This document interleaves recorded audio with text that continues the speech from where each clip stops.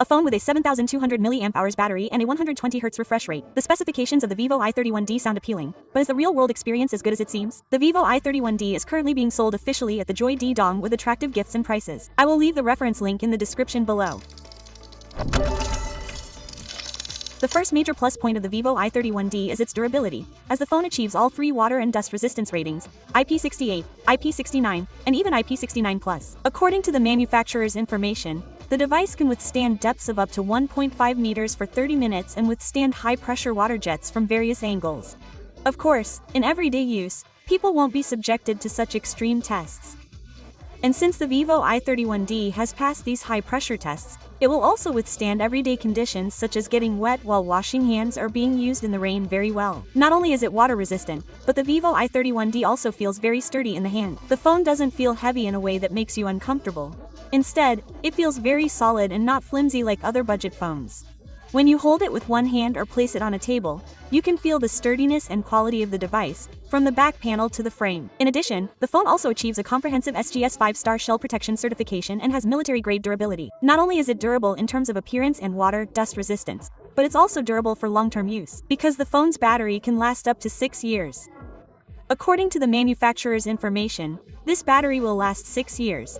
And it will ensure stability even after thousands of charging cycles. And Vivo's batteries, as you know, are always blue volume batteries. And the Vivo y31d's battery is also a blue volume battery with a capacity of 7200 mAh. It comes with a 44W charger.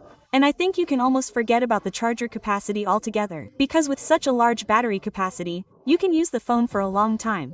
1 to 2 days is normal. Even when the battery runs out, you only need to plug it in for a short time to fully charge it again. The Vivo y31d features a new design language compared to other phones in the same segment, called the butterfly gradient effect. This effect means that you will see the colors change when you look at it from different angles. The phone will have two color options, white and gray. Only the white version has that butterfly gradient effect. The gray version I'm holding doesn't have it. The phone weighs 219 grams. As I mentioned above, this isn't a particularly light phone.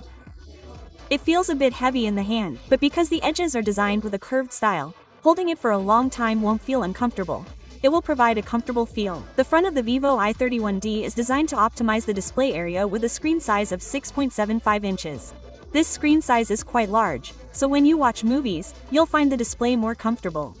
However, there is a small drawback.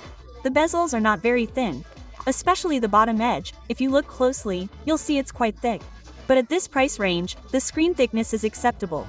You can't expect a completely bezel-less screen. Speaking briefly about the screen specifications, this is an LCD screen with HD+ resolution, a 120Hz refresh rate, and a maximum brightness of 1250 nits, which is quite high for the mid-range segment. The phone can display about 1 billion colors, so when you look at it, the colors displayed are very good. The camera module is neatly arranged in a rounded frame instead of a large module occupying the entire back. This makes the overall design look neater and more refined. Speaking a little more about the back uses a matte polymer material, which reduces fingerprint smudges compared to a typical glossy back. Similar to the other three phones, there are power and volume buttons on the side. Regarding performance, the Vivo i34d uses a Snapdragon 6S2 chip. This isn't a top-tier chip, but for everyday use, the phone performs well in tasks like browsing social media, listening to music, texting, watching YouTube, and watching Netflix. In these cases, the phone responds quickly with minimal lag, provided you don't open too many tabs.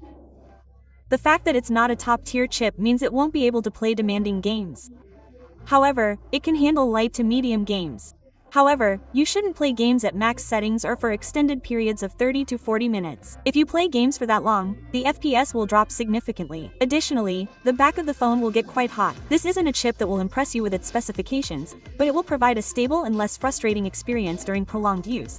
So, in terms of smoothness, we don't need to discuss it any further. But of course, some of the advanced features of the Vivo X300 and X300 Pro will be cut back a bit when brought to the Vivo i31d. Regarding the camera, I didn't test it too thoroughly. I only took basic photos. And in my opinion, the camera can take decent basic photos. Speaking of camera specifications, the phone has a 50-megapixel main camera, a 2-megapixel secondary camera, and an 8-megapixel front camera. When shooting with the rear camera, the image quality is still decent. It still has a certain sharpness. It's not blurry or overly saturated. These are my quick impressions and personal opinions about the Vivo i31d. What do you all think about the Vivo i31d? Is this a phone worth investing in? And once again, the Vivo i31d is now available on the Tin Dong website. I'll leave the link in the description below. And now, goodbye everyone.